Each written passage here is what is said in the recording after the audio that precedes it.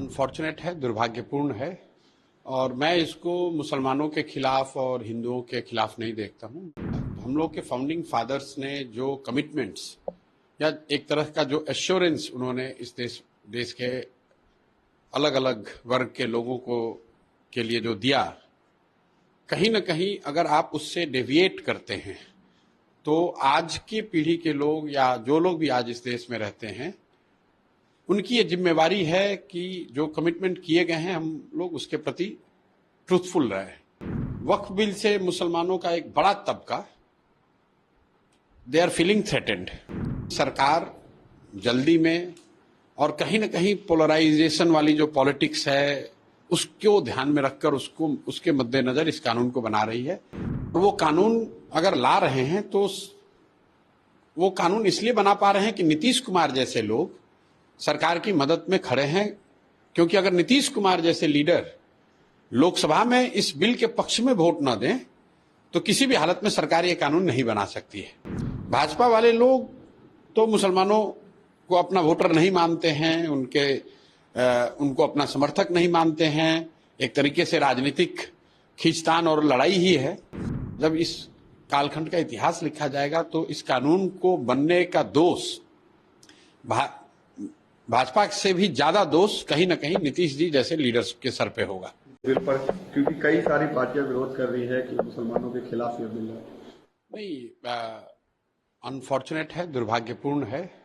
और मैं इसको मुसलमानों के खिलाफ और हिंदुओं के खिलाफ नहीं देखता हूँ। मैं इसको इस नज़रिए से देखता हूँ कि बिल के मेरिट को अगर एक बार किनारे भी रखें तो जब ये देश बना, जब ये देश आज़ाद हुआ, तो हम लोग के फाउंडिंग फादर्स ने जो कमिटमेंट्स या एक तरह का जो एश्योरेंस उन्होंने इस देश के अलग अलग वर्ग के लोगों के लिए जो दिया, कहीं न कहीं अगर आप उससे डेविएट करते हैं तो आज की पीढ़ी के लोग या जो लोग भी आज इस देश में रहते हैं, उनकी ये जिम्मेवारी है कि जो कमिटमेंट किए गए हैं हम लोग उसके प्रति ट्रूथफुल रहे। अगर आप कोई चेंज कर रहे हैं, उससे कोई वर्ग प्रभावित होता है तो निश्चित तौर पर इस तरह के कानून बनाए जाने से पहले उन वर्गों को कॉन्फिडेंस में लिया जाना चाहिए। वक्फ बिल से मुसलमानों का एक बड़ा तबका दे आर फीलिंग थ्रेटेंड। तो मुझे लगता है कि सरकार जल्दी में और कहीं न कहीं पोलराइजेशन वाली जो पॉलिटिक्स है उसको ध्यान में रखकर उसके मद्देनजर इस कानून को बना रही है। उनको वक्फ की जमीन से कितना मतलब है मैं नहीं जानता हूं, या वक्फ की संपत्ति या उसके कार्यकलापों से कितना मतलब है ये मैं नहीं जानता हूं। उनको इससे मतलब है कि ये हिंदू मुस्लिम होता रहे। दूसरी बात इसमें यह है कि सरकार अभी लोकसभा में उनको मेजॉरिटी नहीं है, और वो कानून अगर ला रहे हैं तो वो कानून इसलिए बना पा रहे हैं कि नीतीश कुमार जैसे लोग सरकार की मदद में खड़े हैं, क्योंकि अगर नीतीश कुमार जैसे लीडर लोकसभा में इस बिल के पक्ष में वोट न दें तो किसी भी हालत में सरकार ये कानून नहीं बना सकती है।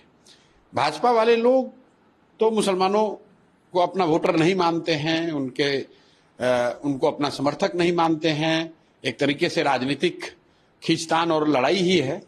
लेकिन जब नीतीश कुमार जैसे लोग जो रोज मुसलमानों को ये बताते हैं कि हम आपके हितैषी हैं, या जो आज भी बड़ी संख्या में मुस्लिम लीडरान नीतीश जी के पार्टी में हैं, उनके साथ राजनीति करते हैं, ऐसे लोगों को जरूर इस बात की चिंता करनी चाहिए कि जब आप गांधी की बात करते हो, लोहिया जेपी की बात करते हो, तो क्या आप वक्फ के कानून के पक्ष में वोट देकर अपना दोमुहा चरित्र नहीं दिखा रहे हैं?